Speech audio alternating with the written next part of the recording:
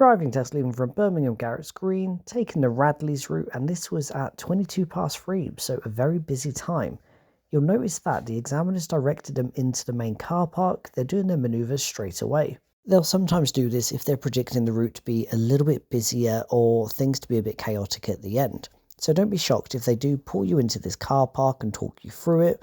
They'll get you doing the manoeuvre straight away because otherwise there may not be another opportunity. And as always, if you do find it helpful, please type any comment below just to help boost the algorithm and reach more learners. And we're nearing 1,000 subscribers now on YouTube, which is amazing. So thank you for all of my followers on every single platform. You're the reason I keep doing this. So the manoeuvre was done fantastically. They kept all round good observations and, well, not a single fault was recorded. As you can see, the sun is quite bright at the moment, so it might cause a few issues for you if you're driving at this time and you're not used to it. Sometimes I say bring a pair of sunglasses just in case. I wouldn't say it's massively tight down here today, but it's definitely not clear.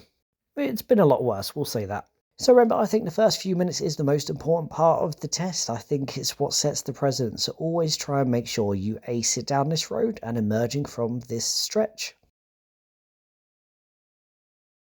There's not a huge build-up of traffic.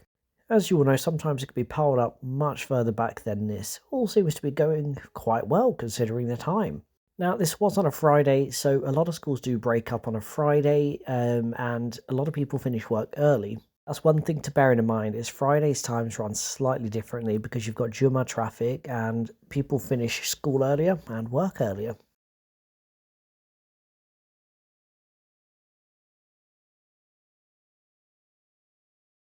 Now, there was absolutely no hesitation here. They saw a gap, they took it, and fantastic start. Now, what I like here is they positioned in the box really well, and when that black car flashes them, they don't immediately go. They make sure that the signals were for them, and then they emerged out. Now remember, this whole stretch here is a 20-mile-per-hour road until you see the signs that say it's finished.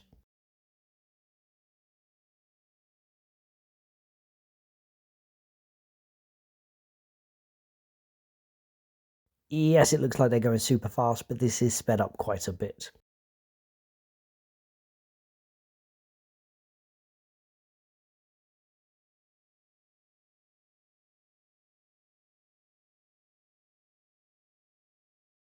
Down this stretch of road here, it is a judgment and meeting nightmare. They see that a car's oncoming, they find a good gap to pull into. Now, when they go to move out, they don't apply enough steer and got quite close to the parked car. So they got one driving fault for control steering.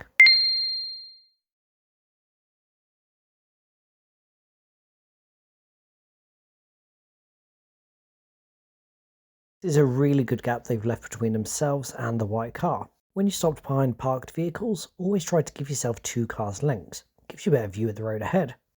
As you can see, this roundabout is really quite busy at the moment, so try not to look at other cars' signals alone. Look at their positioning, look at their speed. For example, if they're on the outside of the roundabout and slowing down, more than likely they're about to be taking an exit. So don't just look at the right-hand lane, look straight ahead and to the right as well. That way you may see gaps coming sooner.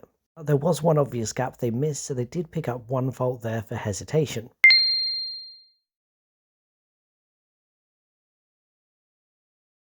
On this road, there's normally buses stopping quite a bit, and there's a few zebra crossings. Notice how they leave a gap for this zebra crossing. That didn't get marked down, even though there was plenty of space in front of them, because they looked and they reacted. If they were positioned how the bus was behind them, they would have picked up a fault for that.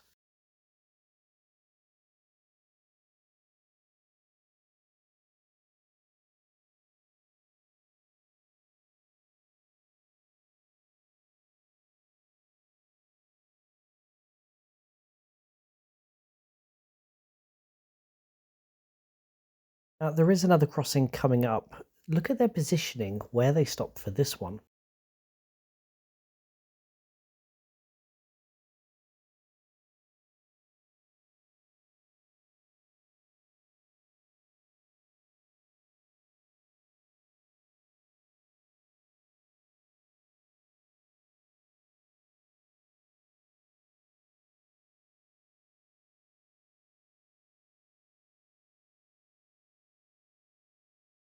Now they come to a stop on the crossing. Now that's quite risky because if somebody goes to use the crossing, it can turn into a serious fault. We're quite fortunate to have crossed it before somebody wanted it. Now this roundabout is a really busy one and it's on a hill. This is definitely challenging. So for that stretch, they did pick up one driving fault for pedestrian crossings.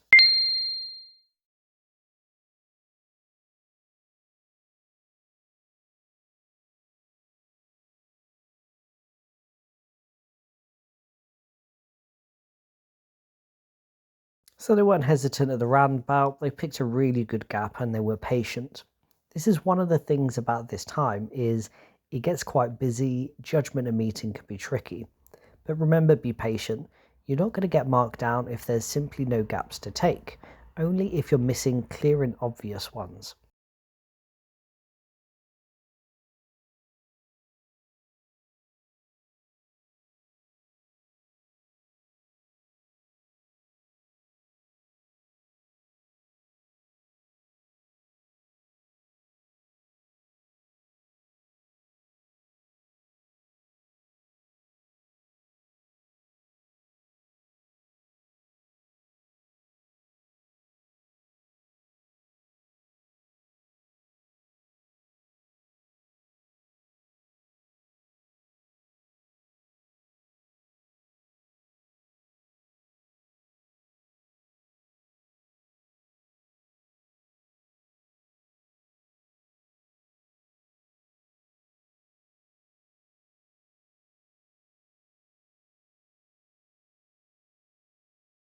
Good all round observations on this stop, absolutely no issues.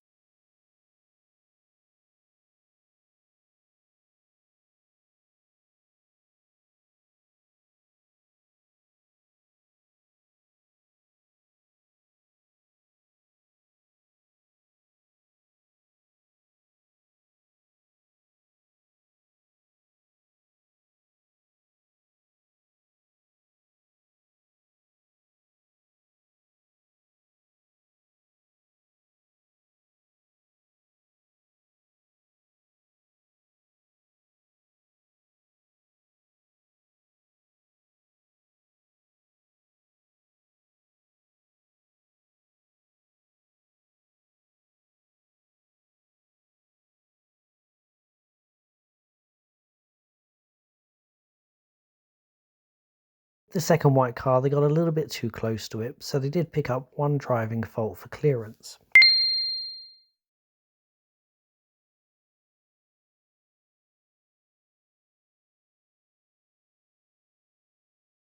This is a T-junction, and they get told at the end of the road left, but they didn't signal. I think it's because it looks like straight ahead, they thought they didn't need it. Now, they've been asked to pull up on the right, and I don't actually know why, because they've done the manoeuvre. And that should be the only time you get asked to pull up on the right, so this one confused me a bit. Maybe he forgot that he had given him a manoeuvre. I'm not actually sure why that one happened.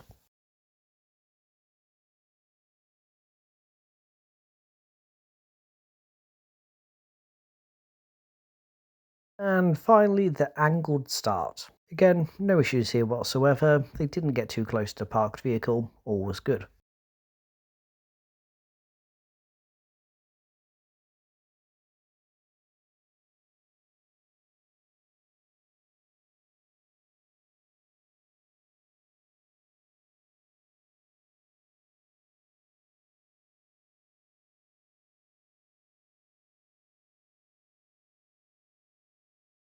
So on entry to this road, I want you to look at what I've circled.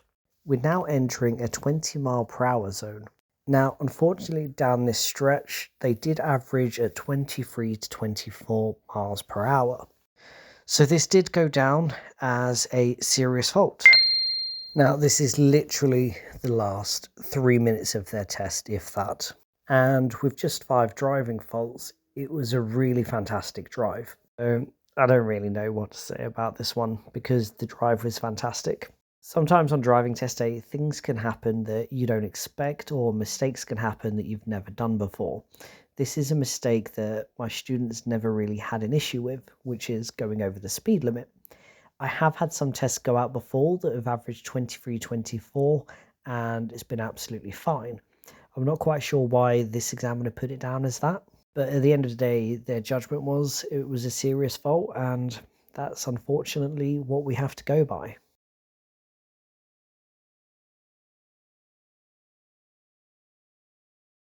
But looking at the results, yesterday's learner was 100% ready for their test with just 5 driving faults. It was a good drive. That last bit at the end, again, I don't really have too much to say about that, unfortunately.